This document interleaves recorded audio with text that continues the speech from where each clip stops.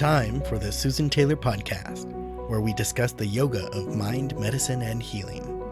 Author of Feeling Good Matters, Sexual Radiance, and the Vital Energy Program, Dr. Taylor imparts authentic knowledge and practical tools that inspire, educate, and empower us to be a healing force for positive change. So join us and take your life and our planet to the next level.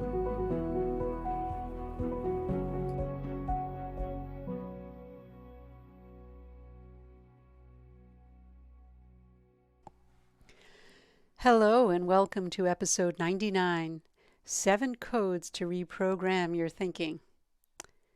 Are we completely at the mercy of our mind? Well, I have to say yes we are, because the energy of our mind is the essence of our life. But keep in mind we have the ability to clean out what we don't want in our mind and bring in the new. For this to happen, we need to explore our own mind field and face what we see, and that we can know that we can take out what's causing the havoc. For relaxation to occur, we must reprogram what's causing the opposite effect in our own minds. In today's episode, I'll be talking about how our mind gets programmed, what we can do about it, and 7 codes to reprogram thinking patterns. Our attitude towards life depends on our mind, as I just mentioned. An unstable and self-righteous mind does lead to continual conflict, leading to stress and unhappiness. And an expansive, clear mind leads to harmony in our day-to-day interactions, resulting in good relationships with ourselves, others, and the environment. And this leads to total relaxation and happiness because the mind is in balance. It's balanced and content. I've outlined 7 codes to follow to begin writing a new program for a happy and radiant mind. Our mental program is the result of environmental interaction since our birth. We can work with this, but to root up deep impressions, we need to really explore meditation. We can start with consciously developing attitudes towards life, but ultimately we have to develop the skill of meditation. But I've listed here a few suggestions that might be helpful in developing more positive and nourishing experiences in life. They will support a relaxed mind while allowing you to still live the lifestyle that you're comfortable with. The first is to accept people as yourself, as is. Just accept everything as is. Meaning it is what it is. Strengths and weaknesses, it doesn't matter, because once you acknowledge these, we become less judgmental. Try to view interactions by keeping in mind where you are, and others keep in mind where they are with regard to our mental or their mental programming. Everyone acts in accordance to their mental programming, and if behaviors are different from yours, it's because there are different programs installed, almost like a computer. Right? It sounds like a computer. Different program gives you a different result. So focus on your own strengths, and as you accept your deficiencies and strengths, you'll start to see others in a new light. Remember, we're all the same except for our habits, and I'm referring here to habits of our mind, our programming. So the first was to accept people as yourself and yourself as is. The second is to be aware of your responses and pay attention to whether you react or not. That defensiveness, we have to look at that.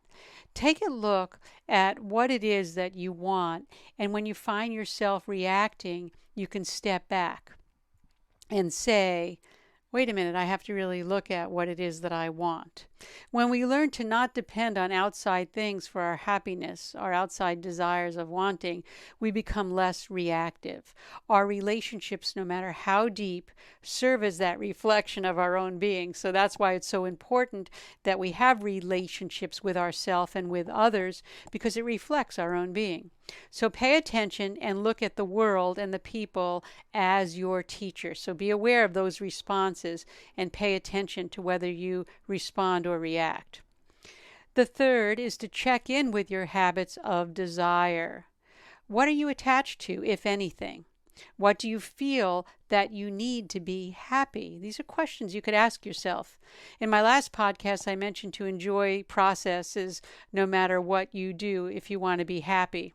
I don't know if it was the last podcast or 2 before this one.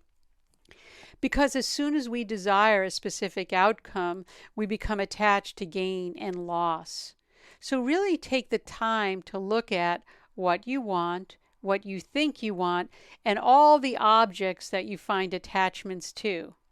And you could begin, if this even sounds a little foreign, just begin to check in with your likes and dislikes. Because likes and dislikes are actually what we call diseases of the mind. They create imbalance. And once they're removed, the mind becomes crystal clear. Your habits of desire are crystal clear, and you get to see what you're all about just by looking at your likes and dislikes. So if we remove that and just accept likes and dislikes, but just accept it as you're watching a movie, for example, and don't have that feeling of like and dislike, you'll really create a lot of happiness for yourself. Easier said, of course, than done, all of these, okay? Number 4, be present. Live in the now. Not yesterday and not tomorrow. When we live yesterday, we may create regret. When we live tomorrow, we may develop worry and anxiety. By living in the present, we're able to develop a deep connection to ourselves, which manifests into happiness. Again, try being mindful of every action that you take. You're moving from the place of deep within yourself when you're mindful. People say just be mindful, but really, what is this mindful? It's really getting in touch with your essence. That's you're the viewer of your thoughts, speech, and action, and even your senses. You're able to view it rather than become a participant of it. You're stepping back.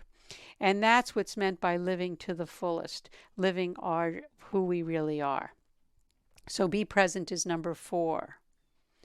Number 5, step back from yourself and become the viewer of your mind, body, and actions. That's almost like I just said, being in the present. This is when we enter our true essence. We become the user of our body as well as our mind without identification. When we purify our mind, we can see the underlying energy currents that flow under the conscious mind. And the result is total relaxation. You're in a relaxed state of being. As I say in the resilience training, we're established in our being. So stepping back from yourself and becoming the viewer of your mind, body, and actions is also part of being present. And number 6, don't avoid difficult situations. Again, this is easier said than done. Examine your attitudes. Practice being a yes person and not a no person. Be open to possibilities. Even try something that you may not particularly find easy. You know, we have a tendency to associate with only the things that are pleasant to us and satisfying. And one of the greatest practices is to accept what is offered to you without wanting something else. It's enough, and that's a tough one too. Again, difficult. But if we dive into the emotional turbulence of certain situations, we dive into those emotional, I should say it this way, if we dive into our emotional turbulent situations, ones that are difficult to deal with, that can become a whole practice. I was once told a story of a group of monks that would leave their ashram once a week and go down to a bar and get into a brawl, a purposeful brawl, and you might think, gee, what were they doing? That's what I thought. Why would they be doing that? But they did that to test themselves, how fast they could bounce back from that and get themselves, how long can they be or even removed during the brawl. They create it, they remove themselves from it, and then how long does it take them to come back into balance? So how long would it take you? How long do we hold on to difficult situations? And what makes them difficult? Well, it's usually our ego, and that's something to contemplate, okay? So that story really shed light on something for me.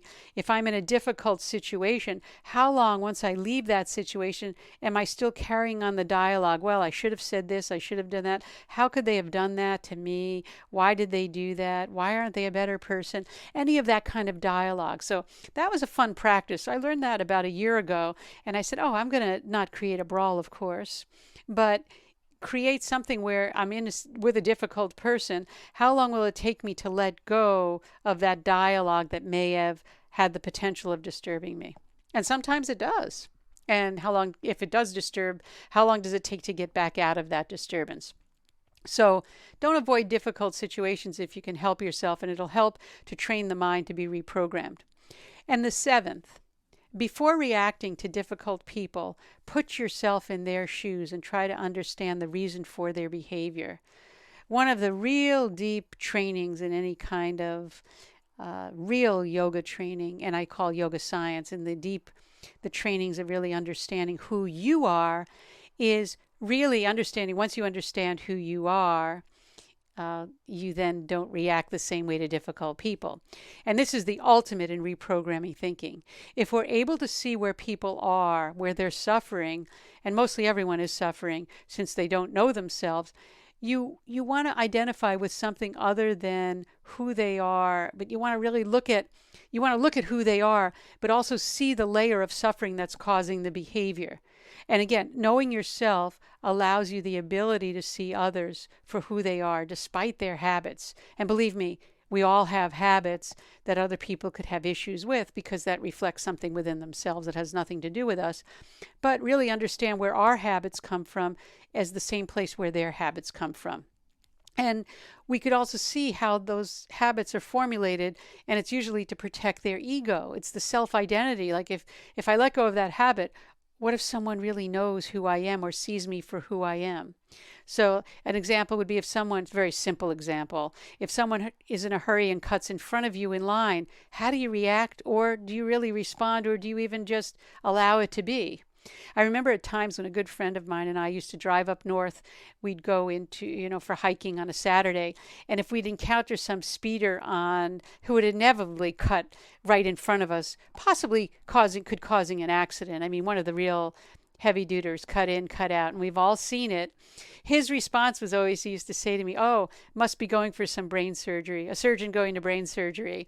And, it really made light of something like that because our reactions are purely, in most cases, automatic. And when we learn to access our being or our essence, we are relaxed. We can remain calm, as I always say, consciously aware, living in the moment. So if we look at that and we look at, if somebody's speeding, we really don't know their story and why they're doing that. And I'm using speeding because it's really easy to deal with, not some other things that people may do that may be a little bit more challenging for us to overlook. We can choose to respond or react. And when we can choose that, we're in control of our life. We're in control of our own mind. And when we master our mind, we master our life.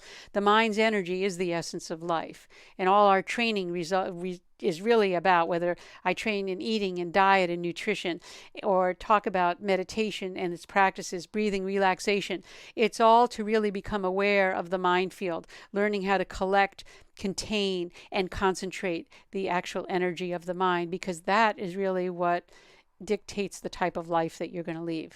We can practice just one of these and see how our life begins to change. And when we change our focus and we bring it inside of ourselves, we bring it back home, our results in life change also. As I always say, do your research, see what works for you. And that brings us to the end of this episode. And if you'd like to be notified weekly for new podcasts, please subscribe. The Susan Taylor Podcast is available on iTunes, YouTube, Google Play, Stitcher, and TuneIn. Again, please send your contributions on topics you may want to hear to susantaylor.org. And I'd be more than happy to provide any kind of feedback for that, if it's feedback, or actually present a new podcast topic for you. And again, thanks for listening. It does come out. Our podcast does come out every week. And again, send questions over. Until next time, remain calm, consciously aware, living in the moment.